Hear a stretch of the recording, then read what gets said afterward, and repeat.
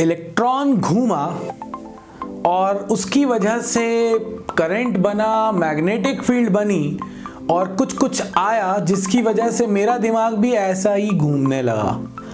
अब घूमते हुए इलेक्ट्रॉन से क्या घूमा देखते हैं घूमते हुए।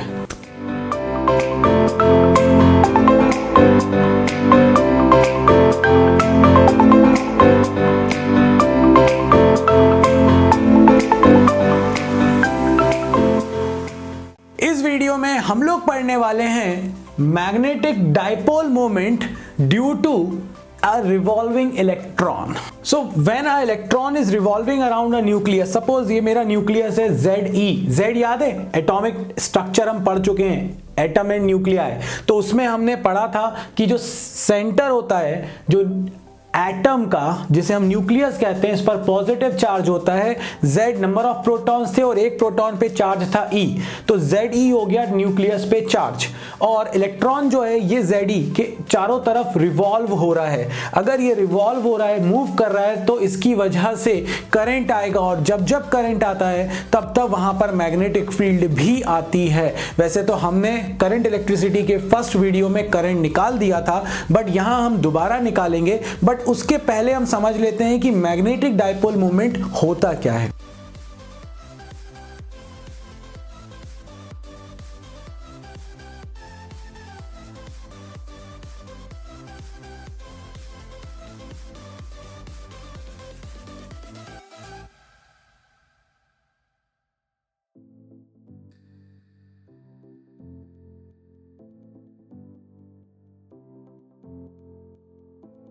तो मैंने कहा कि भाई इलेक्ट्रॉन रिवॉल्व हो रहा था जिसकी वजह से एक मैग्नेटिक मोमेंट बन रहा था। मैग्नेटिक मोमेंट हम पहली बार इंट्रोड्यूस कर रहे हैं, इसीलिए इसको दिमाग में अच्छे से बैठा लो। अभी फिलहाल मैं ज्यादा जोर नहीं दे रहा कहां से आया कैसे आया, बहुत सारी बातें हो सकती हैं, बट अभी तुम सिर्फ फॉर्मूला दिमाग में रखो कि NIA current into area into number of turns in the coil is equal to its magnetic dipole moment. M is equal to NIA, M is equal to NIA। I current है, A area है, N जो है वो number of turns हैं। यहां पर अगर मैं देखूं तो N तो 1 है क्योंकि एक इलेक्ट्रॉन उसी ऑर्बिट में घूम रहा है, तो N को मैंने 1 कर दिया। I, अब ये रेडियस R है और जब ये घूमेगा तो एक एरिया, ये जो एरिया बन रहा है सर्कल का, ये क्या हो गया पाई आर स्क्वायर। तो M is equals to I into pi R square. अब मुझे क्या चाहिए था करंट। अगर मुझे करंट चाहिए रिवॉल्विंग इलेक्ट्रॉन के कारण तो I is equal to E by T, यानी चार्ज अपॉन टाइम। चार्ज है E इलेक्ट्रॉन पर और एक साइकिल कंप्लीट करने में जो टाइम लेता है उसे हम कहते हैं टाइम पीरियड। टाइम पीरियड को हम क्या लिख सकते हैं, time is equals to distance upon speed. एक पूरे साइकिल में कितनी डिस्टेंस चलेगा, सरकमफेरेंस के बराबर 2 पाई आर, और स्पीड है v, तो ये हो गया 2 पाई आर अपॉन v।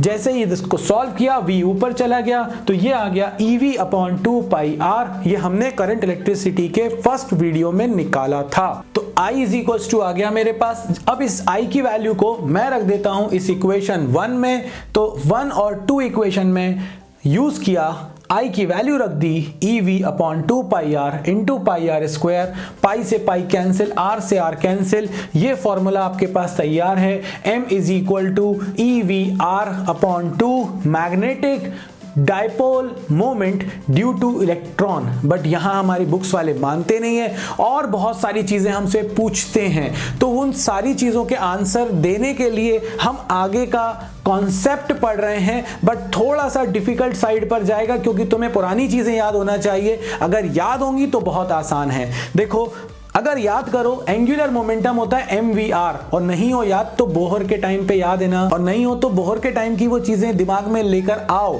क्या था वो postulate, mvr is equal to nh upon 2 pi. Angular momentum of the electron is equal to integral multiple of h upon 2 pi. उन्हीं ऑर्बिट्स में इलेक्ट्रॉन रिवॉल्व करेगा। तो एंगुलर मोमेंटम होता है mass into velocity into r radius. यहां पर मेरे पास velocity into radius है बट मास नहीं है, तो हमारा जो प्रूफ करने आता है वो एंगुलर मोमेंटम के टर्म्स में अगर आता है तो m का मल्टीप्लाई और डिवाइड किया तो ये बन गया mvr और नीचे आ गया m, तो ये हो गया 2m ई बाहर किया, MVR को लिख दिया एंगुलर मोमेंटम, तो मैग्नीट्यूड वाइज आ गया मेरे पास capital M is equal to EL यानी E into angular momentum upon 2M, where L is angular momentum. मैं लिख नहीं रहा हूं मगर आपको बोल रहा हूं बार बार, L क्या है, एंगुलर मोमेंटम। ये मेरे पास आ गया स्केलर फॉर्मूला। वेक्टर फॉर्म में देखना है तो यहां माइनस आ जाता है, माइनस सिर्फ ये बता रहा होता है कि जो डायरेक्शन ऑफ एंगुलर मोमेंटम है वो मैग्नेटिक डायपोल मोमेंट के ऑपोजिट है, या उल्टा बोलूं मैग्नेटिक डायपोल मोमेंट की जो डायरेक्शन है वो एंगुलर मोमेंटम के ऑपोजिट है, बस और कुछ नहीं याद रखना मत रखो। अब आते हैं हम बोहर की थ्योरी पे। क्या था MVR, एंगुलर मोमेंटम, इसकी वैल्यू क्या होती है NH अपॉन 2 पाई। मैंने यहाँ L की जगह पर रख दिया NH अपॉन 2 पाई, थोड़ा सा रीअरेंज किया, ये बन गया HEN अपॉन 4 पाई M। मैं इसको ऐसे याद नहीं रखता, बाबा जी ऐसे याद नहीं रखते भाई, इन सब चीजों को इतना कौन याद रखेगा, तो इसलिए अपन ने एक ट्रिक बना ली अपनी। HEN hen मतलब मुर्गी, hen मेरी, M फॉर मेरी, 4 पाई 4 पाई यानी 4 पाई, वो जो खाट होता है जिसमें 4 लकड़ी के पाए लगे होते हैं, 4 पाई के नीचे यानी अपॉन। फिर से देखो निमोनिक्स है, याद रख सको अच्छी बात है, नहीं तो कोई बात नहीं। तो hen मेरी 4 पाई के नीचे, इस तरह से मैं इसको याद रख सकता हूं। हाँ, यहां से एक और टिपिकल सा वर्ड मिलता है, बोहर मैग्नेटॉन। बोहर मैग्नेटॉन क्या होता है, अगर n की वैल्यू को आप 1 कर दें हाइड्रोजन में तो ये हो जाएगा EH अपॉन 4 पाई M। तो magnetic moment of electron orbiting in first orbit of hydrogen, ये मेरी डेफिनेशन बन जाएगी बोहर मैग्नेटॉन की। तो बोहर मैग्नेटॉन जैसा वर्ड भी कोई कंफ्यूजन नहीं है, वो तो डायपोल मोमेंट है, मैग्नेटिक डायपोल मोमेंट है फर्स्ट ऑर्बिट में रिवॉल्व करने वाले इलेक्ट्रॉन के लिए। सो ये कांस्टेंट रहेगा, वो बन जाएगा मेरे पास HE अपॉन 4 पाई M। दिमाग में अच्छे से बिठा लो, जल्दी से कॉपी कर लो।